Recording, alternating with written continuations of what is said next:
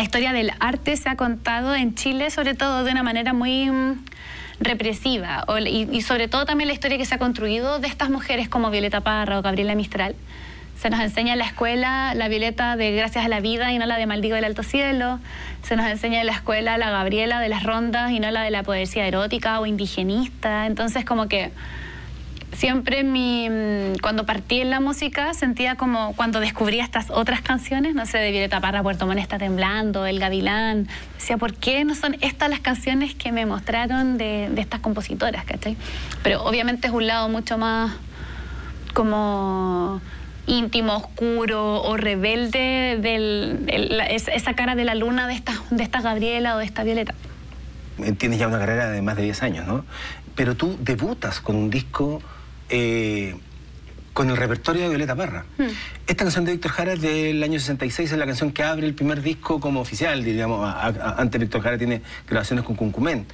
Pero tú decides en un salto potente, ¿no? Como lanzarte como intérprete primero.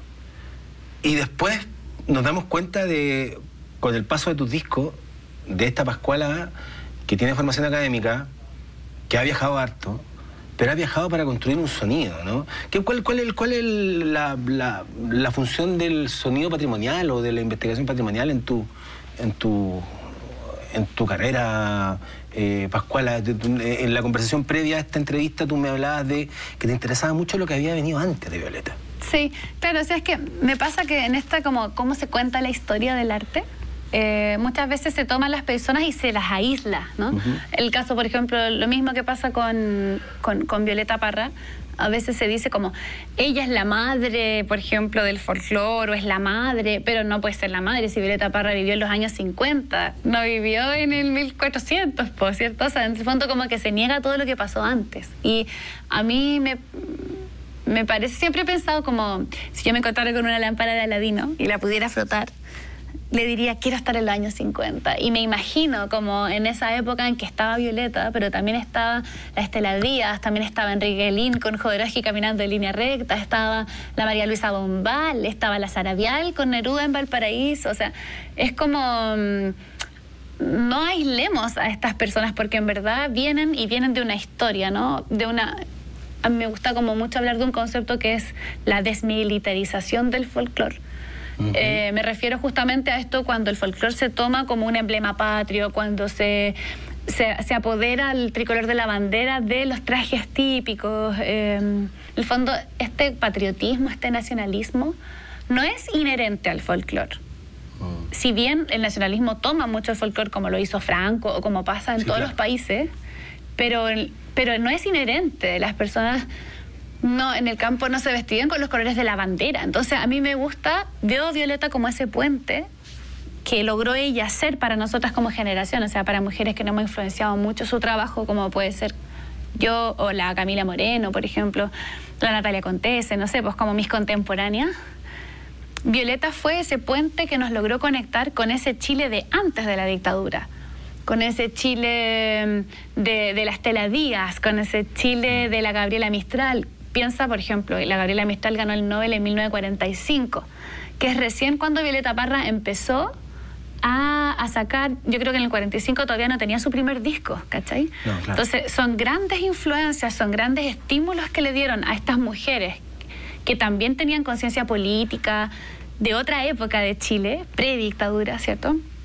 Son grandes referentes. La Gabriela fue un gran referente para que todas estas que nombro después, la María Luisa Bombal, la Estela Díaz, se animaron a escribir. Imagínate, había una mujer chilena que había ganado el Nobel. Entonces, obviamente que esto influenció a Violeta, no solamente su hermano Nicanor. Como que pasa mucho eso que todavía está muy escrita por hombres también la historia. Y en el caso de Valparaíso, pensar, o sea, ¿por qué también esta generación de los años 50 que yo como que admiro fue tan potente? Porque también veníamos como, después de la revolución industrial, ¿cierto? Toda la migración campo-ciudad en Valparaíso, eso generó como esta época dorada porque se sumó toda la migración de los campesinos a la ciudad para la industrialización, con la fiebre del oro que pasaban todos los barcos por Valparaíso para pasar a California a buscar el oro. Entonces, se produjo una mezcolanza cultural tremenda, empezó en Valparaíso todo a suceder por primera vez, ¿cierto? El primer equipo de fútbol, el primer sindicato de músicos. El primer canal de televisión. El primer canal de televisión, el Mercurio, empezó el primer como movimiento anarquista también, todo. O sea, entonces claro, es por esto, ¿no? Es por esta mezcla de culturas que se dio. Pensemos en un Valparaíso mucho más en un auge. O sea, en esa época el Teatro Municipal de Valparaíso tenía 5.000 butacas. Ahora tiene 1.000. O sea, imagínate, es como... A veces no pensamos que el pasado puede haber sido como más glorioso o más liberal o más avanzado en ciertos temas sexuales o qué sé yo que el de ahora, ¿no? Como que tendemos a pensar que somos las mujeres de ahora, por ejemplo, las que estamos como en condiciones más liberales, pero puede ser que no.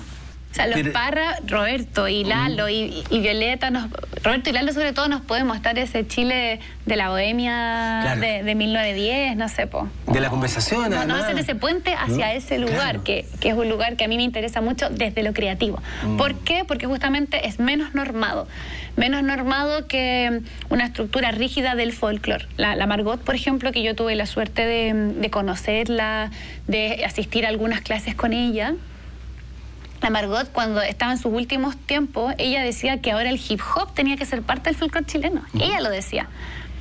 Y justamente ella reconocía, y ya que también tenía una perspectiva académica y todo, mucho más académica que Violeta Parra, siendo contemporánea, ella decía, el hip hop es lo que está narrando, lo que está pasando en los barrios, son los payadores modernos, tienen que ser parte del folclore chileno. Y le decían, esta señora está muy viejita ya, las ideas que está sacando, ¿cachai? Pero en el fondo... con esa visión del folclore como algo que es en movimiento y que puede despeinarse, ¿no? Claro, de sus normas cuando lo necesite, ¿no? Porque esas normas también llegaron en algún momento de la historia, no han sido normas que nazcan mismo de la tierra o de los creadores y las creadoras.